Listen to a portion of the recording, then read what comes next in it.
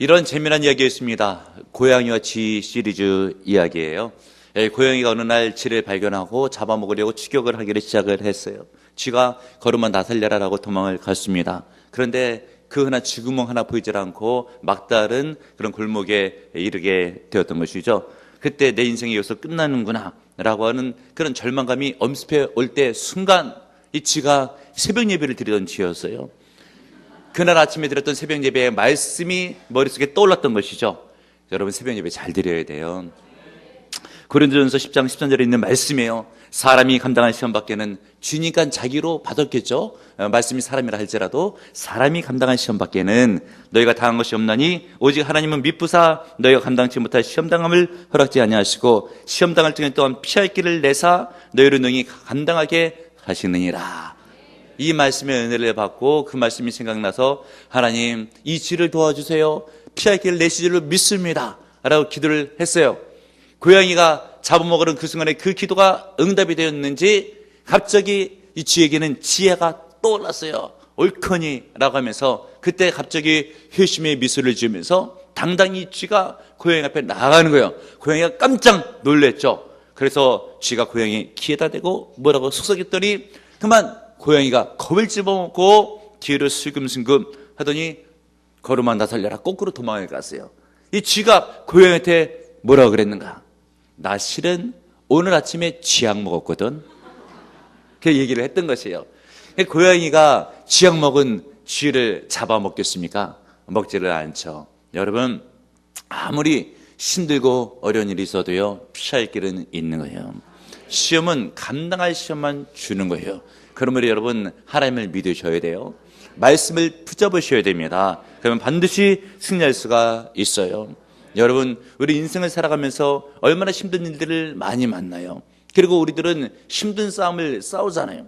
예를 들면 이렇게 추울 때는 추위와 싸우고, 더울 때는 더위와 싸우고, 심지어 사탄 마귀하고도 싸워야 되죠. 육신의 정욕과도 싸워야 되죠. 이런 힘든 싸움 가운데서 우리가 반드시 승리하려면 믿음이 있어야 돼요. 하나님의 말씀을 붙잡아야 돼요. 그럼 반드시 승리할 수가 있는 거예요. 깨닫고 믿으시는 여러분들 되시길 바랍니다. 오늘 성경 본문은 굉장히 유명한 말씀이에요. 다윗과 골리앗의 싸움 가운데서 다윗이 승리한 그 유명한 이야기가 오늘 성경 본문에 기록되고 있죠. 다윗이 그 힘든 싸움에서 하나님의 능력과 기적을 통해서 큰 승리를 쟁취한 그런 장면입니다. 때는 블레셋이라고 하는 나라가 이스라엘을 치러 들어왔습니다. 그때 블레셋의 장수는 성경에 잘 나타난 것처럼 골리앗이라고 하는 기골이 장대한 장수였어요. 키가 환산해 보게 되면 3m 정도가 되는 거인이었던 것이죠. 신학자들에 의하면 입었던 갑옷을 킬로그램으로 환산하게 되면 성인 몸무게랑 비슷해요. 57kg나 되는 갑옷을 둘러맸으니 얼마나 심히 장사고 거구였겠습니까? 그러면서 한번 호령하면서 소리를 치게 되면 나랑 대항할 자가 있으면 나와봐라! 라고 할 때에 산이 쩌렁쩌렁 울릴 때에 그 소리를 듣고 있었던 이스라엘 백성들은 기가 죽고 그리고 낙심하고 절망 가운데 있었던 것이에요. 그때 시골에서 올라온 목동소년 하나가 있었죠. 다윗이에요. 다윗이 그 얘기를 들었던 것이죠. 그러면서 하나님의 군대를 모욕하는 자가 누구냐? 라고 하면서 사울 왕에게 가서 내가 가서 저자를 죽이겠다고 하면서 자기를 내어보내 달라고 합니다. 우여곡절 끝에 다윗이 이스라엘 군대의 대표로 나아가죠. 싸움이 될 만한 싸움은 아니었는데도 불구하고 누가 이겼는가? 성경에 나오죠. 다윗이 큰 승리를 쟁취해요. 하나님의 은혜입니다. 기적입니다. 믿음 있는 자는 반드시 승리할 수가 있어요. 깨닫는 여러분들 되시길 바랍니다. 이것이 주는 교훈이 있어요. 인생을 살아갈 때 골리앗과 같이 정말 큰 문제가 우리의 삶을 엄습하고 공격해 올 때가 있습니다. 가정에 문제가 발생할 수도 있고요. 건강에 문제가 발생할 수도 있고요. 경제적인 물질에 어려운 문제가 생길 수도 있고요. 인간관계가 꼬여가는 힘든 일들이 발생할 수 있어요. 예전에 경험하지 못했던 골리앗과 같은 큰 문제가 나를 엄습할 수가 있죠. 그러나 여러분, 다윗이 어떻게 했어요? 골리앗을 맞서 대항할 때 큰 승리를 쟁취했잖아요. 믿음의 사람은 반드시 승리합니다. 깨닫고 믿어야지 돼요. 다윗이 어떻게 골리앗과의 싸움 가운데서 승리를 쟁취할 수가 있었는가? 중요한 몇 가지 승리의 비결이 있어요. 첫 번째로서는 다윗은 마음을 잘 다스릴 수 아는 믿음의 사람이었던 것이죠. 여러분, 다윗이요, 전쟁터 싸움에서 골리앗을 대항하기 바로 직전쯤에 형 엘리압하고 자칫 논쟁이 붙을 수 있는, 심령이 상할 수 있는, 그래서 은혜가 떨어질 수 있는 그런 상황이었던 것이에요. 다윗이 싸움터에 나가서 골리앗을 내가 이기겠다라고 나를 내어 보내달라고 했을 때에 형 엘리압이 뭐라고 그랬겠습니까? 여러분, 형 엘리압이 하는 이야기가 28절에 기록되고 있죠. 그냥 엘리압이 다윗이 사람에게 하는 말을 들은지라 그가 다윗에게 노를 바려 이르되 내가 어찌하여 이리로 내려왔느냐? 들에 있는 양들을 누구에게 맡겼느냐? 나는 내 교만함과 내 마음의 완악함을 아노니 내가 전쟁을 구경하러 왔도다. 다윗은 지금 아버지 심부름을 왔죠. 도시락을 싸가지고 옷가지를 가지고 전쟁터에 나간 형들에게 전달해주고 안부를 전하고 안부를 물으러 온 것입니다. 그런데 골리앗이 이스라엘 군대를 모독하고 하나님의 영광을 짓밟자 그것을 보고 나서 가만두서는 안 되겠다라고 하면서 성령의 능력으로 나가서 그를 제압하려고 하는 바로 그때에 그냥 엘리압이 다윗을 보고 하는 이야기가, 너 집에서 일 안 하고 여기 놀러 왔냐? 전쟁터에 구경하러 왔냐? 네가 무슨 골리앗을 어떻게 이겨? 영웅 심리에 교만하게 들떠가지고 이렇게 하면서 다윗의 마음을 몰라주는 거였어요. 다윗이 얼마나 상심했고 기분이 언짢을 수가 있었겠습니까? 실은 그런 마음이 아니고 아버지 심부름을 와서 형에게 안부를 전하려고 했던 것이고, 그리고 골리앗이 하나님의 이름을 모욕하자 그를 믿음으로 제압하려고 나서는 믿음의 용기를 발휘하고 있는 바로 그때에 이 다윗을 업신여기는 그런 말을, 오해에 섞인 그런 말을 형이 동생에게 한 거예요. 그때 다윗의 반응이 뭡니까? 29절, 다윗이 이르되 내가 무엇을 하였나이까? 어찌 이유가 없으리까? 지금 무슨 얘기예요? 형이 뭐라 그랬을 때에 대들려면 대줄 수도 있는 상황이고 기분 나쁘면 나쁠 수도 있는 상황인데 그렇게 반응하지 않고 아주 겸손하게 자기의 이유를 차근차근 5년 10년으로 설명을 하잖아요.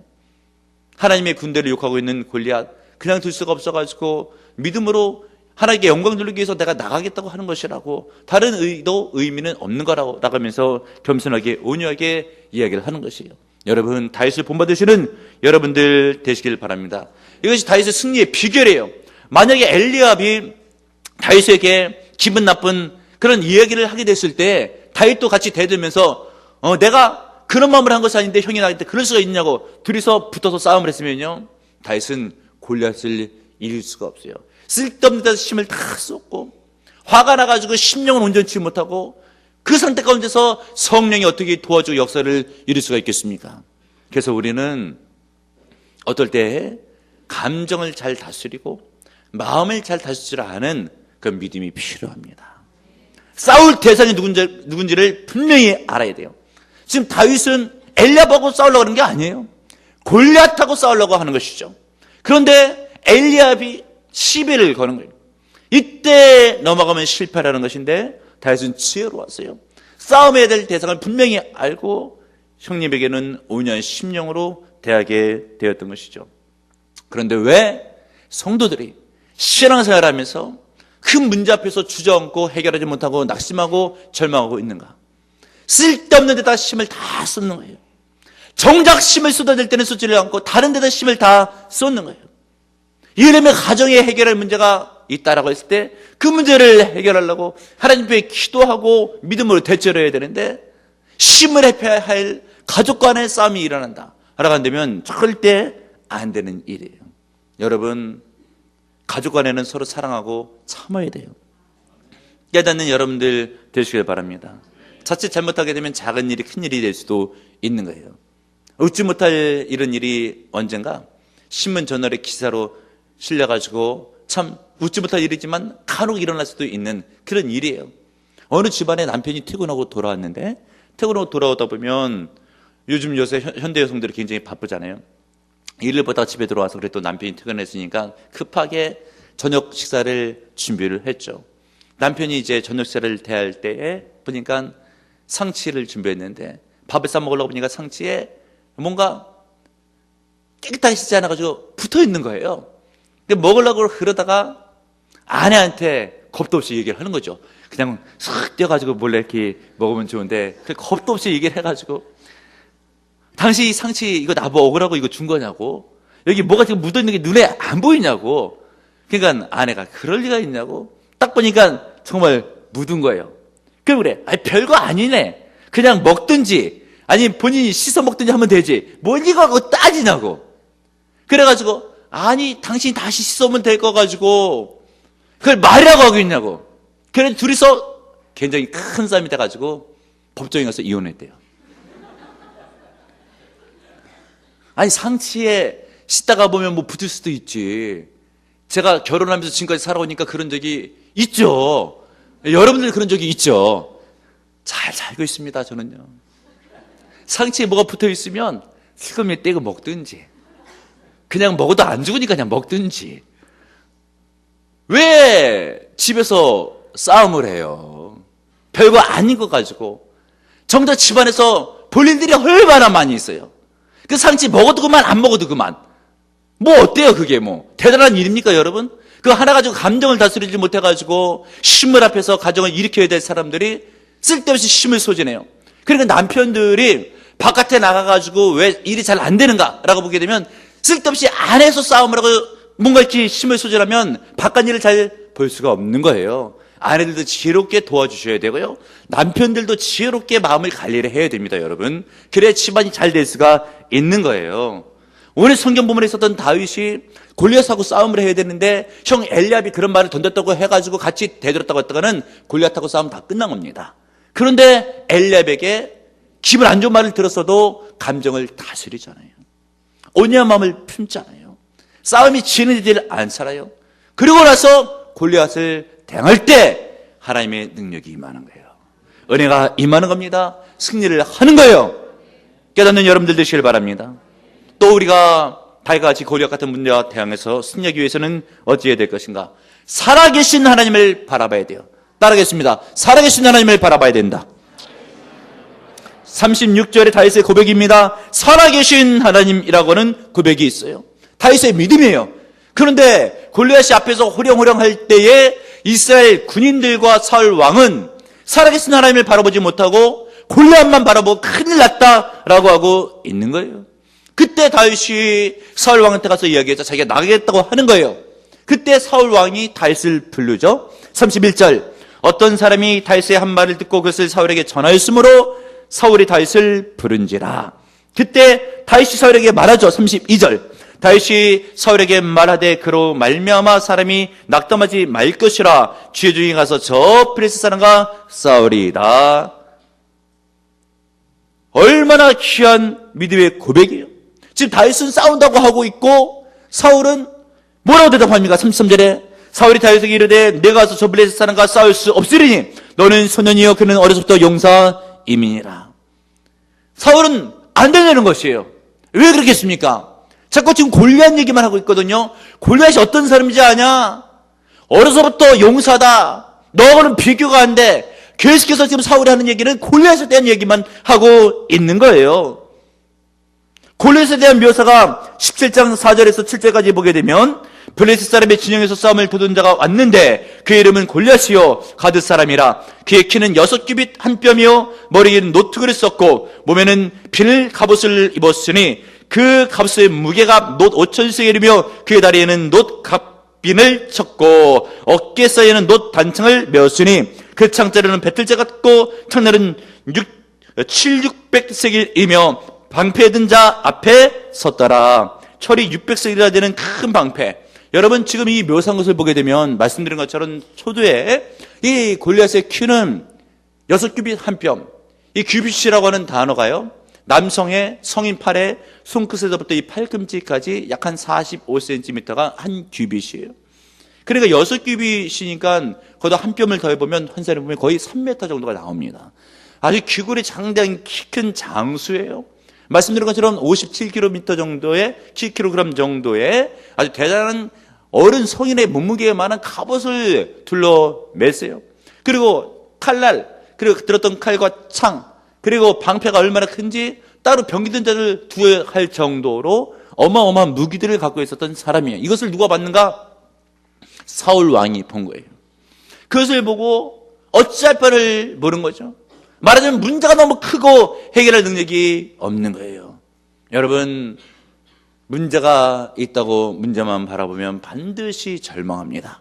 그런데 예수 믿는 사람은 뭘 봐야 되는가? 살아계신 하나님을 봐야 돼요. 다윗이 그런 믿음이 있었어요. 36절 죄종이 사자와 곰도 쳤은즉 살아계시는 하나님의 군대를 모욕한 이 한없는 블레셋 사람이리까 그가 그 짐승 중에 하나같이 되리이다. 아멘 할렐루야. 살아계신 하나님에 대해서 지금 다윗이 언급하고 있잖아요. 여러분, 우리 하나님은 살아계십니다. 역사를 주관하십니다. 오늘 이 자리에도 함께 계셔요. 여러분을 반드시 도와주십니다. 문제보다 살아계신 하나님을 생각하고 믿으시는 여러분들 되시길 바랍니다. 그러므로 골리앗 같은 큰 문제를 해결할 수 있는 그런 비결은 골리앗 같은 문제를 바라보기 직전에 하나님을 바라보는 믿음, 그것도 살아계신 하나님을 바라보는 믿음이 있어야 반드시 승리할 수가 있어요. 그렇지 않고 문제만 보면 반드시 실패를 해요. 오늘 모세가 가나안 땅에 정탐꾼을 보내죠. 12지파니까 12정탐꾼을 한 명씩 지파에서 한 명씩 보내서 보내는 것이에요. 그 중에 40일 동안 그 땅을 정탐하고 와서 10명의 정탐꾼이 하는 이야기가 뭐예요? 가나안 성 어마어마하다고, 거인 족속이 살고 있다고, 우리가 들어가면 그들이 우리를 볼 때 저 메뚜기 같다 라고 하면서 짓밟을 거라고, 그 성 쳐들어가지를 못한다고, 다 죽을 거라고. 계속해서 하는 이야기가 뭐예요? 싸워야 될 대상자인 문제만 바라보고 아주 문제가 크다 이 얘기만 하고 있어요. 결국 그들은요 그 성을 무찌르지도 못하고 그 성에 들어가지도 못했어요.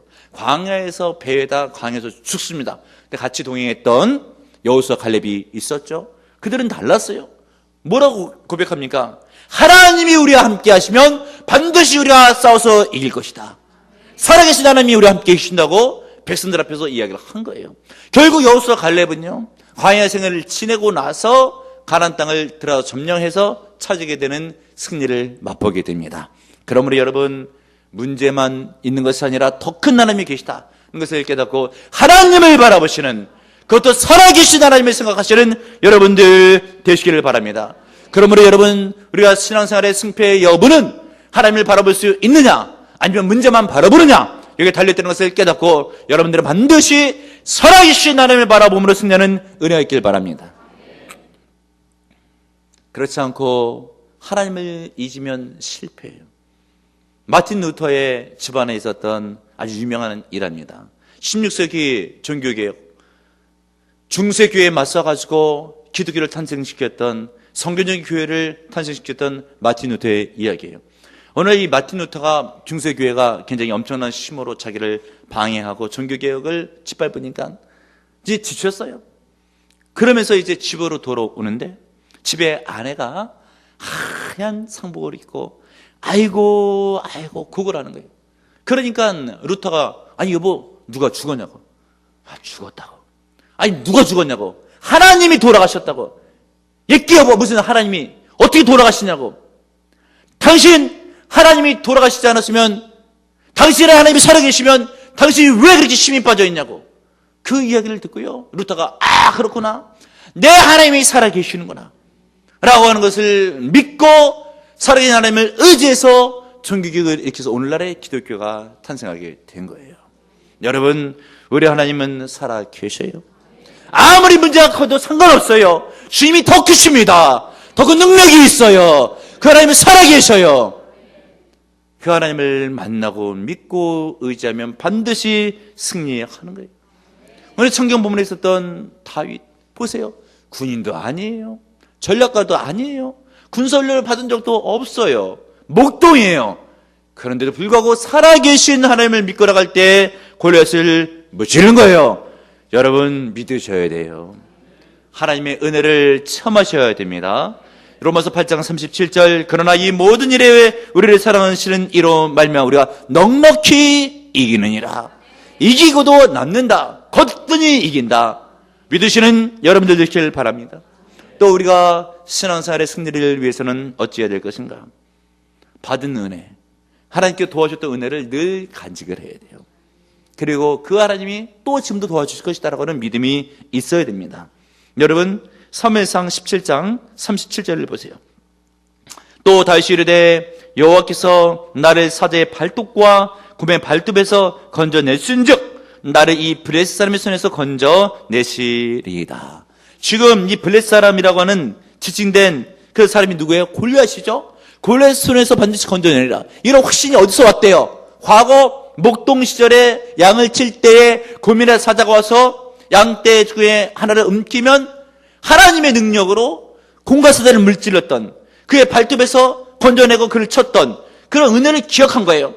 공과 사자의 손에서도 건져냈는데 골리앗의 손에서 하나님께서 왜 안 건져내시겠는가? 과거에 은혜를 주신 하나님께서 오늘날도 은혜를 주실 것이다. 과거에 도우신 하나님께서 오늘날도 반드시 도와주실 것이다. 이런 믿음이 다윗에게 있었던 것이에요. 그리고 그 믿음에 따라서 골리앗을 이길 수 있는 은혜를 하나님께서 베풀어 주신 거예요.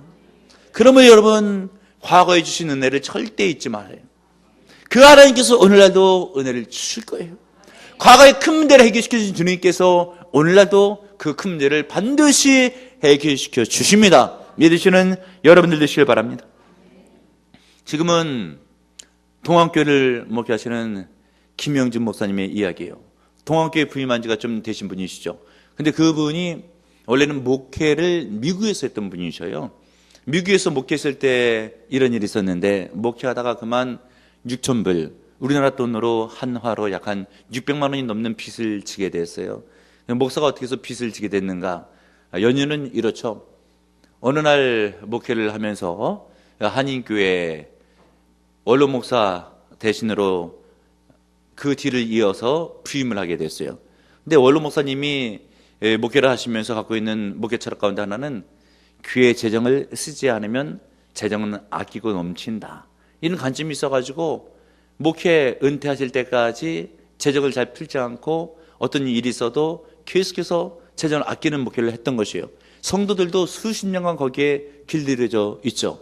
근데 그 교회 예배당 건물이 70년이 넘는 건물이었어요. 그런데 문제는 뭔가, 식사를 할 때 예배 마치면 점심 이렇게 드시잖아요.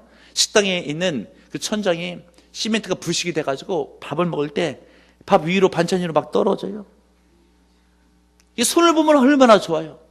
교회 재정으로 손을 보든지 누가 헌금해서 손을 보든지 하면 얼마나 좋아요. 이 부임해서 목사님 보니까 참 안타까운 거예요. 그런데 교회 제도가 수십 년간 그렇게 돼 있으니까 손볼 생각도 못하고 누구 하나 나서지도 않고 할 생각도 않고 열악한 환경 가운데서 식사는 진행되고 하다가 보니까 목사님께서 돈이 어디 있어요? 돈을 빚을 내다가 목수 하나를 사가지고 주일 지난 월요일부터 며칠간 평일날 공사를 깨끗하게 했어요. 근데 주일이 됐어요. 성도들이 보니까 식당이 아주 깨끗하게 고쳐졌잖아요. 얼마나 좋아요. 잘 고쳤다 하고 맛있게 식사를 하죠. 목사님이 고친 거 다 알아요. 그런데 목사님의 재정 형편을 알아주는 사람은 아무도 없어요.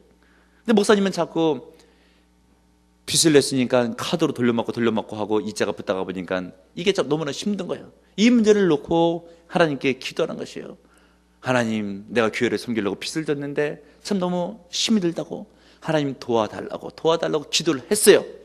그리고 나서 이제 며칠쯤 지나고 있는 그런 시점 가운데 목사님하고 사모님하고 어디 신방에 갔다가 사택에 돌아와 보니까 전화기에 음성 파일로 녹음되어 있는 것이에요.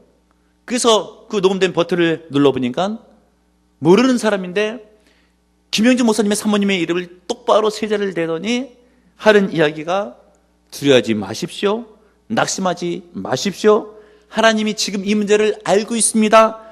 하나님께서 당신의 가정을 도와줄 겁니다.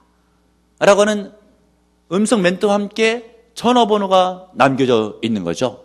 그래서 사모님과 목사님이 참 희한하다 라고 하면서 전화번호가 남겨져 있으니까 그 전화번호로 버튼을 눌렀어요.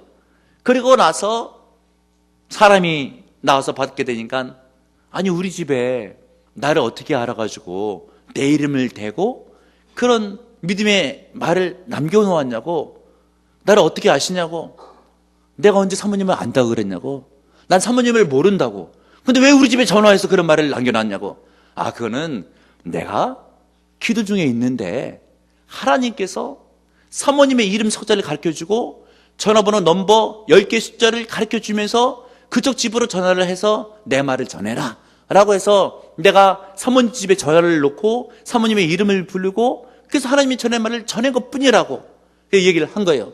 그랬더니 목사님하고 사모님은 이 장로교가 보수 교단이잖아요. 참 이런 일이 있을 수 있을까 라고 하면서도 드는 생각에 그래도 며칠 전에 기도를 했으니까 하나님께서 기도에 대한 응답으로 그렇게 하시는 게 아닌가라고 생각이 들었대요. 그리고 나서 며칠이 또 지나가지 않는 시점 가운데 한국에 있는 과거부터 잘 알고 있었던 박인국이라고 하는 장로님이 전화를 하시는 거예요. 그러면서 하시는 이야기가 목사님, 내가 목사님 미국에서 목회하시는데 도움을 줘야 되는데 그동안에 도움을 주지 못해서 인편을 통해서 내가 돈 좀 붙였다고, 목사님 목회에 도움이 되길 바란다고. 그래서 목사님께서 감사하다고 했대요. 그러고 나서 인편을 통해서 돈을 받아 들어보니까 5,000불도 아니고 7,000불도 아니고 6,000불이 들었더래요. 할렐루야. 하나님께서 기도를 들으시고 응답해 준 거예요. 그래서 김 목사님께서는 지금도 목회를 하시면서 힘들고 어려울 때면 그때 도와줬던 하나님을 기억한대요. 그리고 나서 확신이 든대요. 이번에도 도와줄 거라고. 그 일들 가운데서 두 가지 또 은혜가 있는데, 하나는 김현준 목사님이 외국 목회를 마치고 한국으로 귀국할 시점 가운데 이제 부임지를 찾아야 되잖아요. 찾아야 될 때 좀 된 일이긴 하지만 그 신례교회 지구촌교회 이동훈 목사님, 굉장히 목회를 잘하기로 어찌 보면 최고의 목회자로 소문났던 그런 분이시잖아요. 지금은 은퇴했지만. 근데 그분이 안신년 때에 안신년 대행 목회자를 뽑는데, 김현준 목사님은 장로교 교단의 목사인데 그 침례교회에 있는 교회의 대행 목회자 1년 대행직을 김현준 목사님이 콜을 해서 세운 거예요. 그 지구촌교회는 사례를 받지 않고 그냥 거저로 목회를 배우겠다고 사역하겠다고 하는 자들도 많이 줄 서 있는데 장로교 교단의 목사를 데려다 쓴 거예요. 하나님께서 목회학기를 여시는 거죠. 그리고 나서 그 목회대행의 1년에 안신년 목회대행의 목회직을 마치게 됐을 때 다른 임지를 찾아야 되잖아요. 그때도 생각난 게 6,000불을 주신 하나님, 기도 응답하신 하나님, 그 하나님 생각나는데 아니나 다를까 그 하나님께 또 도와주시는데, 지금 동안교회, 과거에 그 교회를 김동훈 목사님께서 개척을 하시고 교회를 키웠잖아요. 그러고 나서 이제 다른 개척을 위해서 임지를 떠나갈 때 그 교회에 자리가 났는데 또 김영준 목사님을 모시는 거예요. 그러면서 김 목사님의 고백은 무엇인가? 자기는 절대 미국에 있었던 하나님의 은혜 받은 그 사건을 잊을 수가 없다고, 힘들고 어려울 때면 그 사건을 기억하고 반드시 지금도 그 하나님께 도와주실 것이다 라고 믿으면 반드시 하나님께 도와주신다고. 여러분, 우리가 배울 점이 있는 줄 압니다. 지금 인생을 살아오면서 이렇게 앉아서 예배를 드리지만 힘든 문제가 왜 없겠어요? 그런데 과거를 한번 돌아보세요. 과거에는 힘든 문제 없으셨겠습니까? 있었잖아요. 그때 하나님이 극적으로 기적적으로 도와줬잖아요. 그 하나님이 오늘도 도와주실 거예요. 다윗의 고백이에요. 자기의 목동 시절에 사자나 곰의 발톱에서 나를 건드리신 하나님께서 왜 골리앗의 손에서 나를 건드리지 않겠느냐, 이런 믿음으로 나갈 때 골리앗을 무찌를 수가 있었던 것이에요. 여러분, 인생을 살아갈 때 큰 문제는 있으려면 있는 거예요. 그런데 다윗의 승리의 비결을 배워야 돼요. 마음을 다스려서 쓸데없는데 힘을 소진해서는 안 됩니다. 그리고 더 나아가서 살아계신 하나님을 바라봐야 돼요. 지금껏 은혜를 베푸신 하나님을 기억해야 돼요. 그러면 지금 있는 문제도 아무리 골리앗 같은 문제라 할지라도 반드시 승리할 수가 있습니다. 그런 믿음으로 승리하시길 주님의 이름으로 축원합니다. 주님, 우리 가운데 골리앗 같은 큰 문제로 낙심하며 절망하고 있는 성도는 있지는 않습니까? 건강의 문제입니까? 가정의 문제입니까? 생업의 문제입니까? 경제적인 문제입니까? 믿음의 문제입니까? 아무리 큰 문제라 할지라도 다윗의 승리의 비결처럼 마음을 잘 다스리고 살아계신 하나님을 바라보며 더 나아가 지금까지 은혜를 베푸신 대로 하셨던 하나님의 은혜를 간직하여 그 하나님께서 오늘날도 반드시 도와주실 것이다라고 믿게 되면 반드시 승리할 줄을 믿습니다. 주여, 창일과 같은 큰 산이 있습니까? 하나님의 은혜 가운데 평전될 줄을 믿습니다. 의사가 못 고치는 질병이 있습니까? 성령의 능력으로 고침받을 줄을 믿습니다. 주여, 성령의 능력으로 고침받게 도와주시되 오장육부 사지백제는 강건하게 도와주시었고, 물질의 문제도 해결받게 도와주시었고, 영적인 문제도 해결받게 도와주시었고, 착한 마귀는 물러가며 따라가게 도와주시고, 하나님의 역사가 가정 가운데 인생 가운데 드러나게 하셔서 주 앞에 영광 돌리며 승리하게 하소서. 축복하며 예수님의 이름으로 간절히 기도합나이다. 아멘.